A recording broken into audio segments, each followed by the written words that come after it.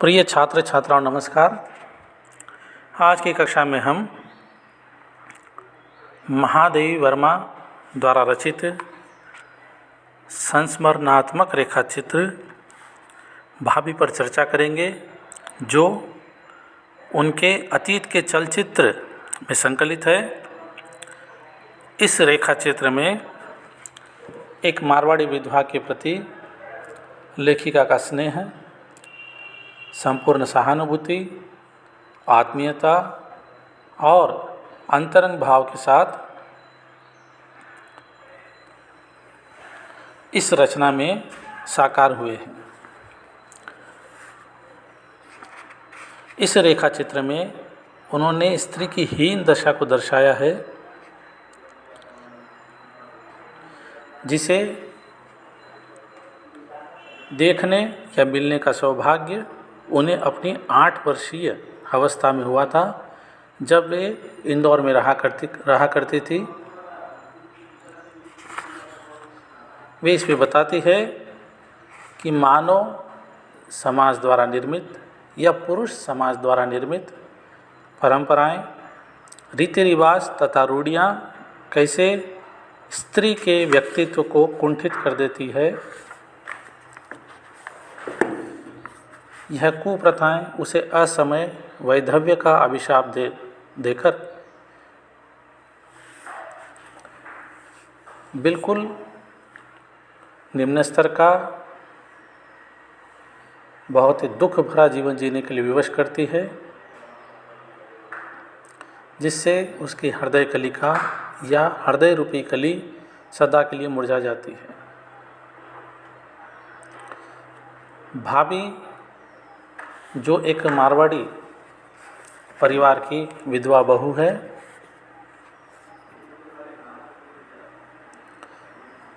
उसकी आयु मात्र 19 वर्ष की है। विवाह के बहुत ही कम समय बाद ही उसके पति की मृत्यु हो जाती है और वह विधवा हो जाती है।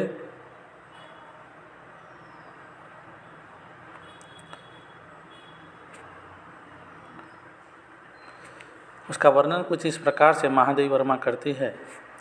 छोटे गोल मुख की तुलना में कुछ अधिक चौड़ा लगने वाला, पर 2 काली रूखी लटों से सीमित ललाट, बचपन और प्रौढ़ता को एक साथ अपने भीतर बंद कर लेने का प्रयास करती हुई, लंबी बरौनियों वाली भारी पलकें और उनकी छाया में डबडबाती हुई सी आँखें, उस छोटे मुख के लिए भी कुछ छोटी सीधी सी नाक और मानो अपने ऊपर छपी हुई हंसी से विस्मित होकर कुछ खुले रहने वाले ओठ समय के प्रवाह से फीके भर हो सके हैं, धुल नहीं सके।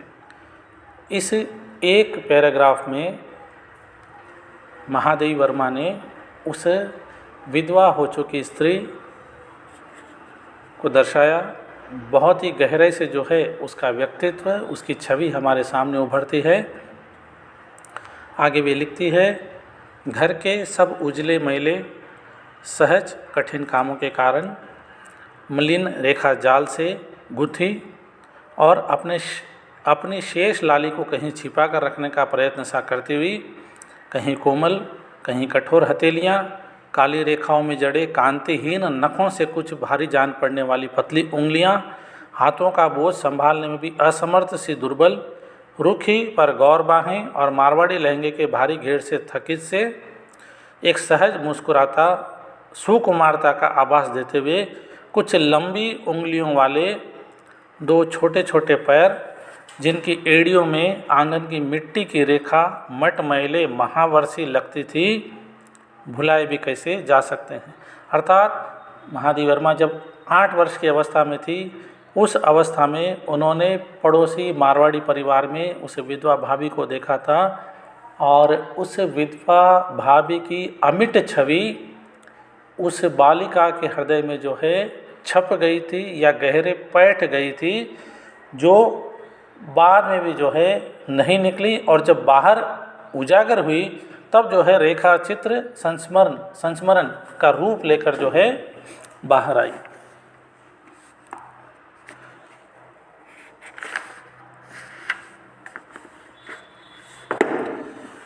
कुछ यहाँ पर बाल मनोविज्ञान को भी दर्शाने का प्रयास जो है महादेवी वर्मा द्वारा हुआ है कि उनके घर में एक काम वाली है जिसे यहाँ पर बूढ़ी कल्लू की माँ कहकर संबोधित किया गया है। उसके बारे में वह कहती है, उसका कहना न मानने पर वह नहलाते समय मेरे हाल ही में छिदे कान की लौ दुखा सकती थी, चोटी बांधते समय बालों को खूब खींच सकती थी, कपड़े पहनाते समय तंग गले वाले फ्रॉक को आंखों पर अटका सकती थी, घर में और स्कूल में मेरी बहुत सी झूठी सच्ची शिकायतें कर सकती थी। सारांश यह है कि उसके पास प्रतिशोध लेने के बहुत से साधन थे। यहाँ पर जो है बाल मनोविज्ञान जो है उजागर हुआ। किंतु इसी कल्लू की माँ से जो है विधवा भाभी के बारे में भी बालिका महादेवी वर्मा को जो है जानकारी मिलती है, जिसके अनुसार वह अनाथिनी भी है और अभागी भी। बूढ़े सेठ सबके मना करते करते भी इसे अपने इकलौते लड़के के से ब्याह लाए और उसी साल लड़का बिना बीमारी के ही मर गया। अर्थात सभी रिश्तेदारों ने मना किया था कि सेठ जी आपके बेटे का स्वास्थ्य ठीक नहीं है, अतः इसका विवाह मत कीजिए। किंतु सेठ जी माने नहीं, ज़बरदस्ती उन्होंने जो है अपने धन बल से जो है अपने बेटे का विवाह कर दिया और जिस वर्ष विवाह हुआ उसी वर्ष जो है उनके बेटे का निधन हो गया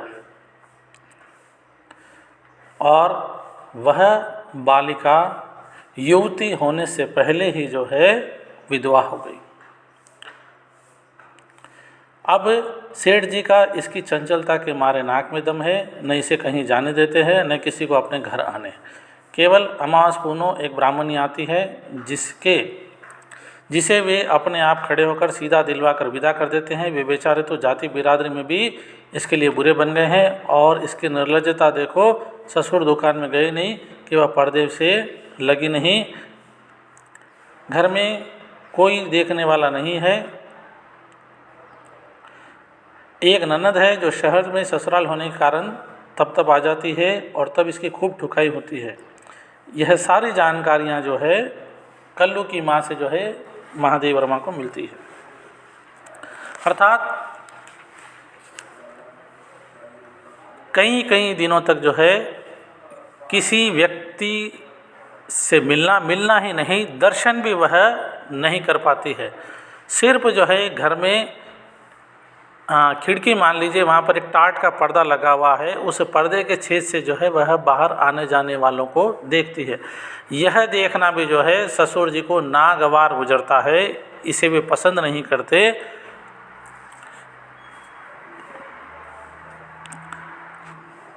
और एक दिन संयोग से वह विधवा भाभी जब भूरे टाट में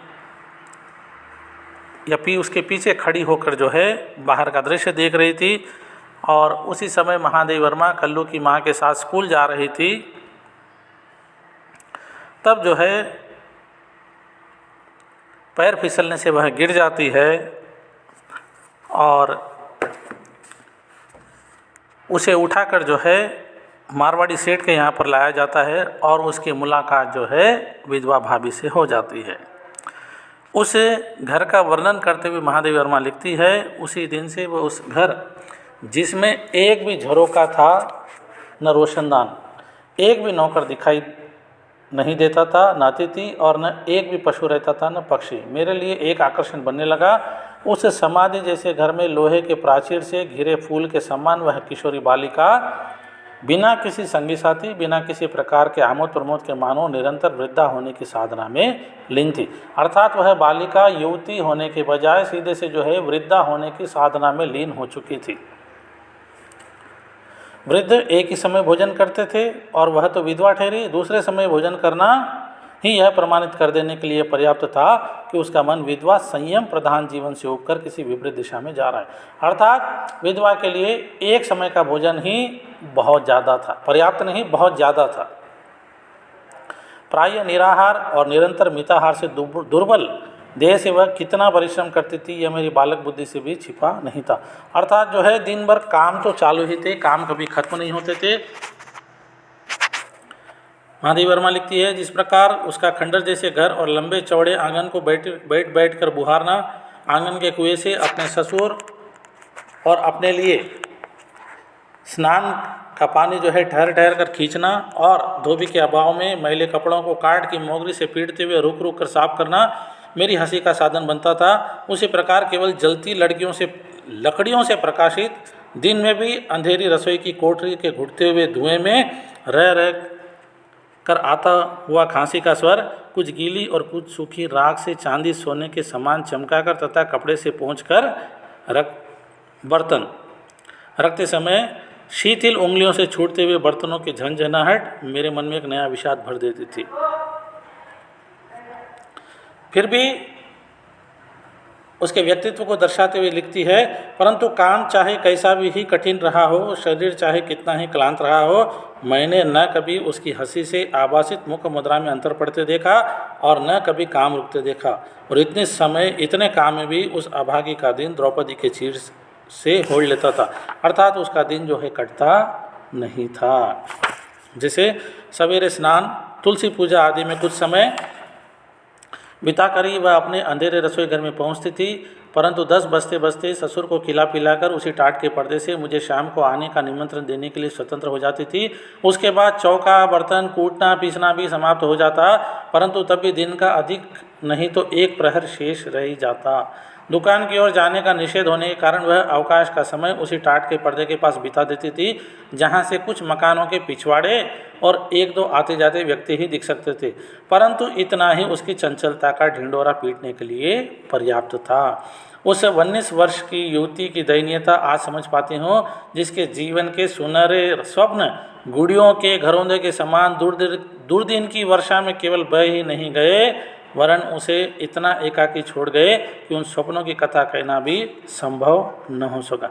अर्थात इतनी बुरी दयनीय अवस्था में वह विधवा भाभी जो है जी रही थी।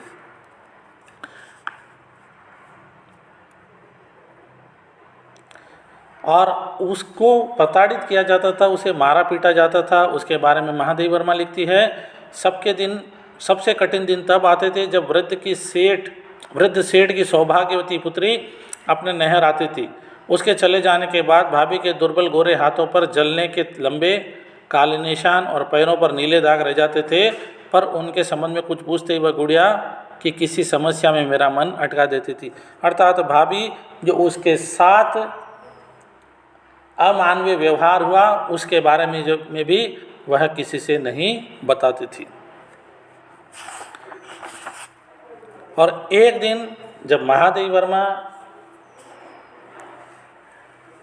भयानक दृश्य देखती है जिसके बारे में वे लिखती है, उस दिन की बात तो मेरी स्मृति में गर्म लोहे से लिखी जान पड़ती थी।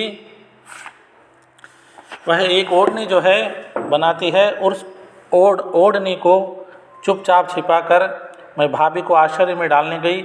शायद सावन की तीज थी, क्योंकि स्कूल से के सीधे साधे बिना चमक दमक वाले कपड़ों के स्थान पर मुझे गोटा लगी हुई लहरिए की साड़ी पहनने को मिली थी। और सवेरे पढ़ने बैठने के बाद न कहकर माँ ने हाथों में मेहंदी भी लगा दी थी। उस दिन तीज का दिन था। वह दालान में दरवाजे की ओर पीठ किए बैठी हुई कुछ बिन रही थी। इसे जब दबे पांव जाकर मैंने उस ओढ़नी को खोलकर उसके सिर पर डाल दिया तो वह हड़बड़ाकर उठ बैठी। रंगों पर उसके प्राण ही जाते थे, पर मैं गुड़ियों और खिलौनों से दूर अकेले बैठे बैठे अपने नन्हे हाथों में उसके लिए उतनी लंबी चौड़ी ओढ़नी काढ़ी थी। आश्चर्य नहीं कि वह क्षण भर के लिए अपनी उस स्थिति को भूल गई जिसमें ऐसे रंगीन वस्त्र वर्जित थे, और नए खिलौने से प्रसन्न बालिका के समान एक बेसुधपन में उसे ओढ़ मेरी ठुड्डी पकड़कर खिलखिला पड़ी। कुछ समय के लिए अपनी स्थिति को वह भूल गई थी। समाज ने उसे जिस छवि में रहने के लिए विवश कर दिया, जिस छवि को समाज ने उस पर आरोपित कर दिया, कुछ समय के लिए वह रंगीन ओढ़नी उस पर डालने के बाद वह भूल गई थी। किंतु उसी समय उसके ससुर और उसकी ननंद वहाँ पर आ जाते हैं और उसके बाद का दृश्य देखिए। और जब किसी का विस्मय विजड़ित बींदनी बहू सुनकर उसकी सुधी लौटी, तब हतबुद्धि से ससुर मानो गिरने से बचने के लिए चौखट का सहारा ले रहे थे, और क्रोध से जलते अंगारे जैसी आंखों वाली खुली तलवार सी कठोर ननद देहली से आगे पैर बढ़ा चुकी थी। अवश्य ही तीज रही होगी, क्योंकि वृद्ध स्वयं पुत्री को लेने गए थे। उसके उपरांत जो हुआ वह तो स्मृति के लिए अधिक करुण है। क्रूरता का वैसा प्रदर्शन मैंने कभी नहीं देखा। बचाने का कोई उपाय न देखकर ही कदाचित मैंने ज़ोर ज़ोर से रोना आरंभ कर दिया, परंतु बस तो वह तब सकी जब मन से ही नहीं, शरीर से भी बेसुध हो गई। अर्थात उसे इतना पीटा गया कि महादेवी वर्मा उस दृश्य को देखकर रोने लगी, और भाभी जो स्वयं पीटी जा रही थी वह शरीर से, मन से तो पहले ही वह बेसुध हो चुकी थी, तन से भी वह बेसुध हो गई। वृद्ध मुझे कैसे घर पहुंचा गए, घबराहट में मैं कितने दिनों ज्वर में पड़ी रही, यह सब तो गहरे कुहरे में छिप गया। परंतु बहुत दिनों के बाद जब मैंने फिर उसे देखा, तब उन बचपन भरी आंखों में विषाद का गाढ़ा रंग चढ़ चुका था, और ओंठ जिन पर किसी दिन हंसी छिपी सी जान पड़ती थी, ऐसे कांपते थे मानो भीतर का क्रंदन रोकने के प्रयास में थक गए हों। उस एक घटना से बालिका प्रौढ़ हो गई और युवती वृद्धा। अर्थात महादेवी वर्मा का बचपन उसे छोड़कर जा चुका था, और वह जो है प्रौढ़ हो गई, और जो युवती थी वह जो है पूरी तरह से वृद्धा हो गई। इसके बाद जो है महादेवी वर्मा और उस शहर अर्थात इंदौर को छोड़कर किसी दूसरे स्थान पर चले जाते हैं, और बहुत समय के बाद उन्हें पता चलता है कि वृद्ध की जो है मृत्यु हो गई, और अपनी बहू को अर्थात विधवा भाभी को वे संसार के भरोसे छोड़कर चले जाते हैं। और जहाँ पर उनकी दुकान और घर हुआ करते थे, अब वहाँ पर जो है एक बड़ा महल, बड़ा मकान, विशाल अट्टालिका बन चुकी है। उसको ढूंढने का भी बहुत सा प्रयास जो है महादेवी वर्मा करती है, किंतु उसका कहीं कुछ पता नहीं चलता। वे कहती है, इतने बड़े मानव समुद्र में उस छोटे से बुदबुद की क्या स्थिति है मैं जानती हूँ,